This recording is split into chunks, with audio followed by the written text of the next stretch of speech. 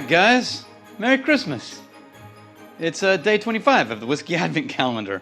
Hopefully this is your first break post, breakfast and presents and family, and you've gotten a moment to take a break.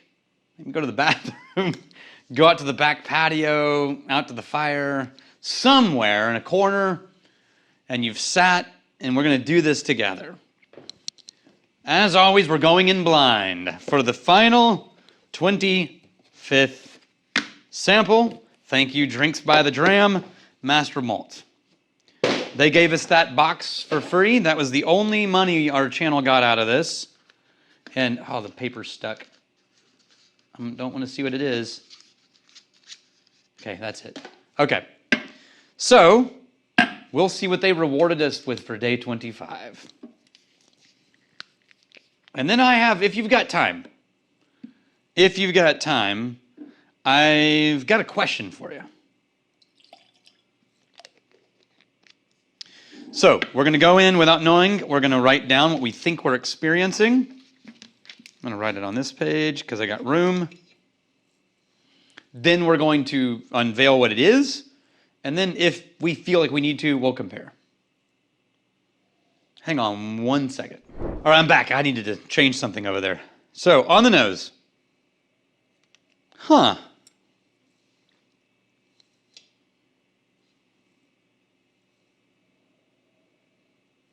I'm not getting a lot. It's it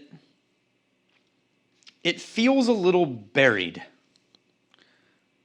It could mean that it's really old and cask strength, or cask strength would be maybe cask higher proof or something, but the nose is very effervescent. And I'm struggling right now to pinpoint anything really, truly specific. Okay, maybe a dusted smoke.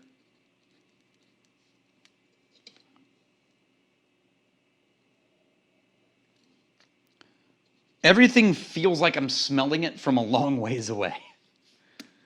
I'm going to do something I haven't done this entire calendar, and that is I'm going to try to open it up with oils on palms. Nope, that didn't help. It leaves a mustiness, but it doesn't really... All right, the action of that, the sheer agitation of that glass brought out some vanilla notes. But in the nose, it feels a little funky and musty.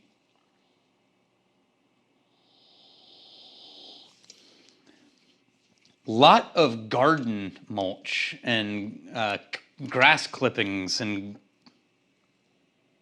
then a lot of vanilla, and then a hint of sort of a smoky effervescence that's drifting around somewhere in the background. Maybe I could be argued into a hint of honeysuckle, but everything is turned down. It's like you're hearing the band from outside the stadium where they're playing the rock show. It's very gentle. Not a struggle. A little bit of ashiness.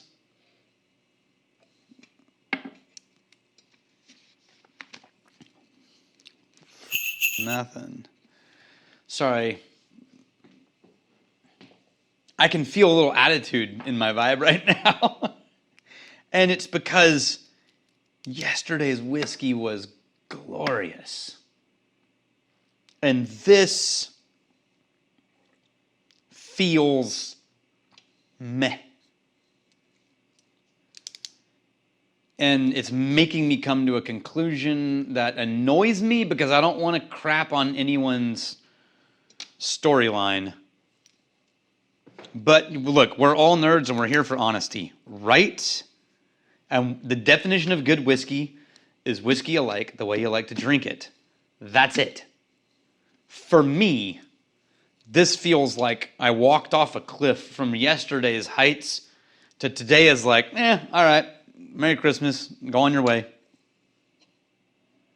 And that's a conflict in my brain because why would a brand do that? And then because of that question, I think I have an idea what we're experiencing here. I feel like this is a blend.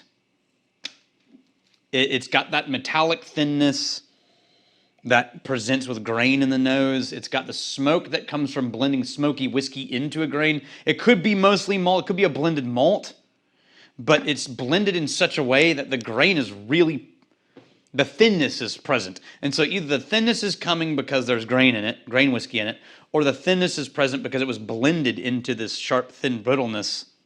I don't know which it is, but I'm still struggling to get into the nose, and it really give me anything than other hints at things.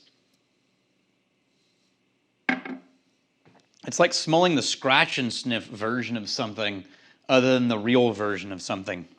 Yeah, and the palate, soft, smooth, vanilla, and a little bit of fruit.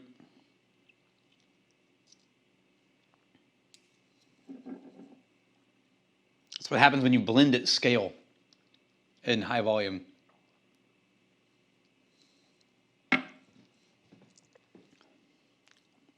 Nah, and it's a little saponification note.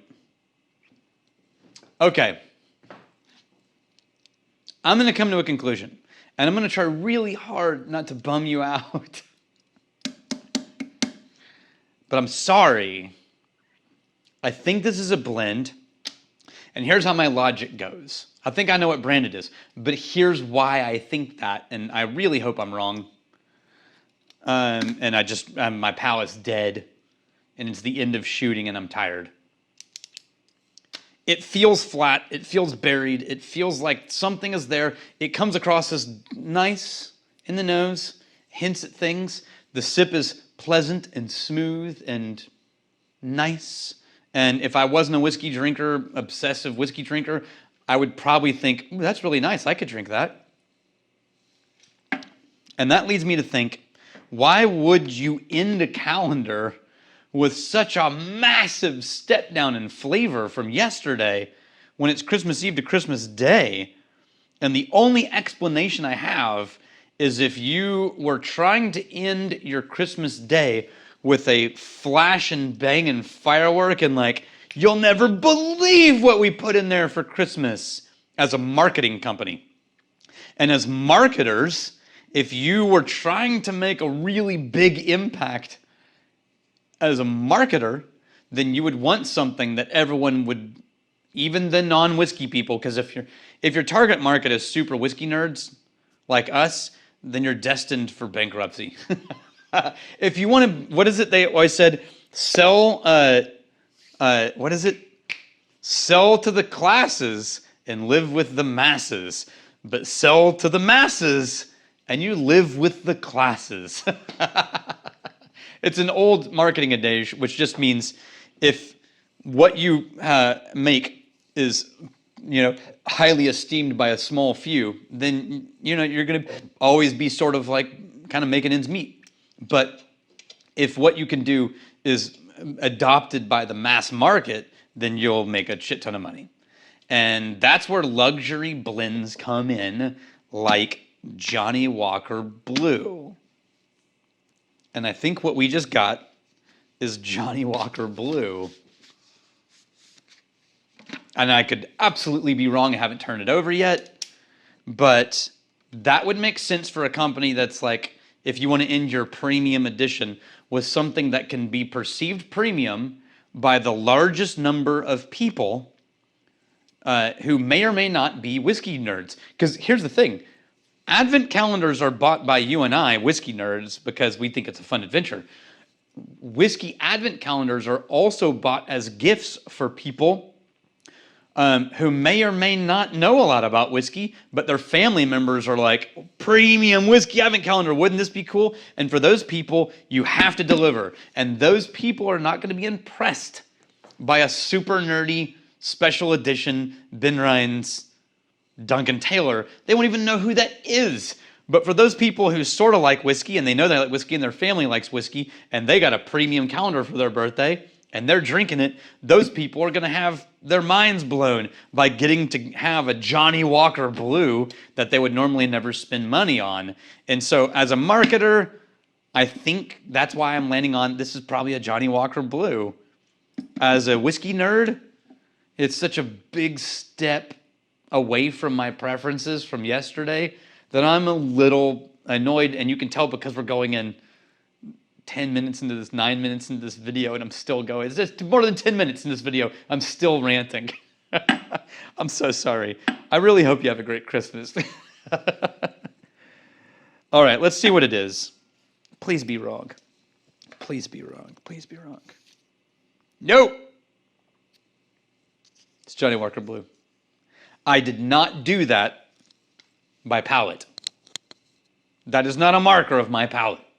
That is a marker of, this is a blend, I don't know what blend, but why would you end a fancy calendar with a cheap blend? And what's the most well-known name that fancy people would drink a blend and be like, damn, that's fancy?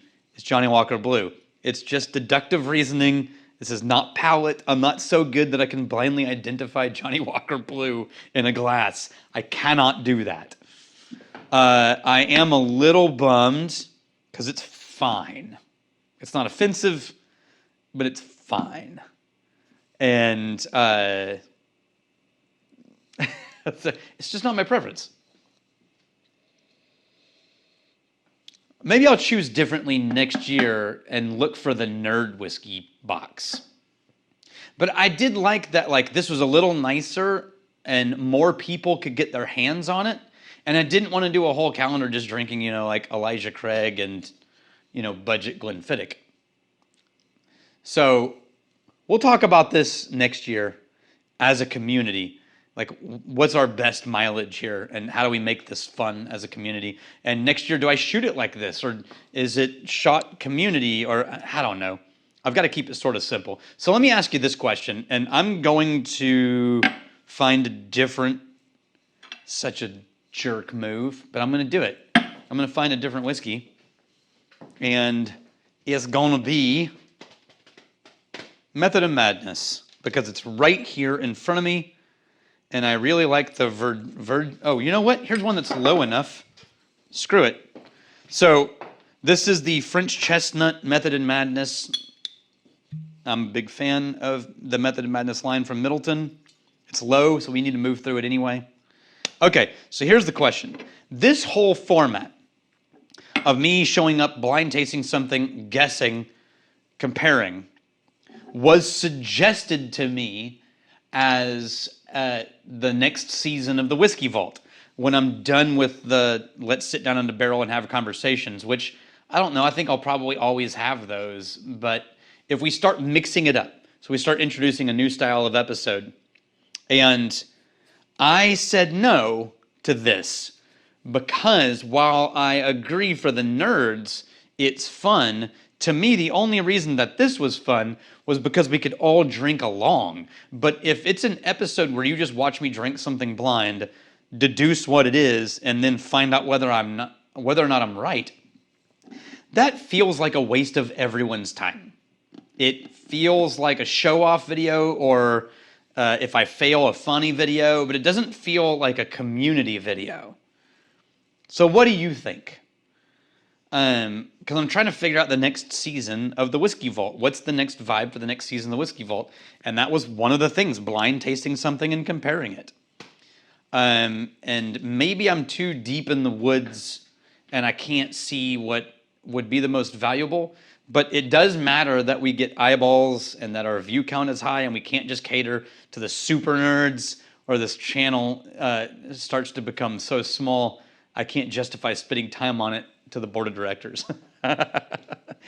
So, tell me what you think in the comments. I hope that you had a great time. I hope you're with family.